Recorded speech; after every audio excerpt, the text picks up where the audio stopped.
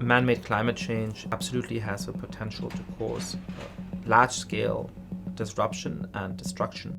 There are only a certain number of years left, and we could soon be beyond the point of no return. Really, the globe needs to move to a war footing.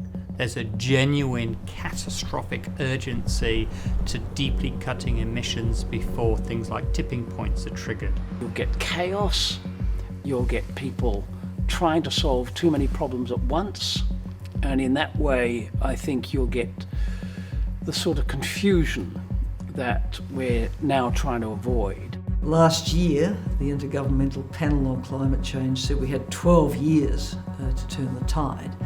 And they say that it is geophysically, technologically and economically possible. The problem is that it's proving politically impossible. The thing that worries me most is that we're too pessimistic about our future. I think the world has achieved an enormous amount in the last 30 years.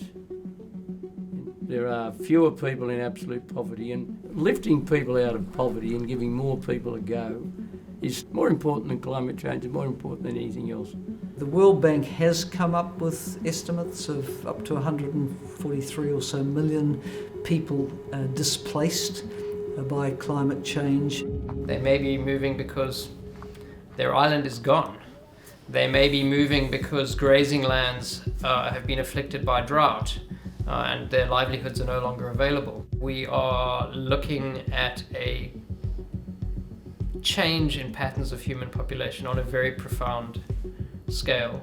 Once you have big populations being displaced, the small concerns we have about immigration of, say, 1,000 people. 1,000 people is nothing. Wait until you've got millions of them, because if the water goes up in Bangladesh, you'll have 40 million people looking for somewhere to live. And if we don't want them, and if we don't want that, we're actually going to have to figure out a way to stop it. I can see how Australia could avoid needing to burn fossil fuels except for a small number of very specific things like smelting steel potentially, or aviation.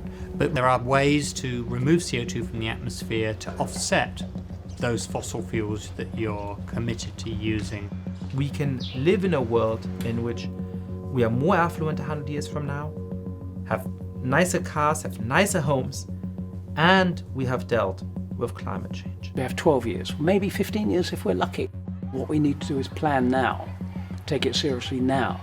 The young people understand what's going on, and they want us to work with them responsibly to look at bright ways to make a difference. Humanity is capable of dealing with this problem. We can transition to a post-carbon fuel economy.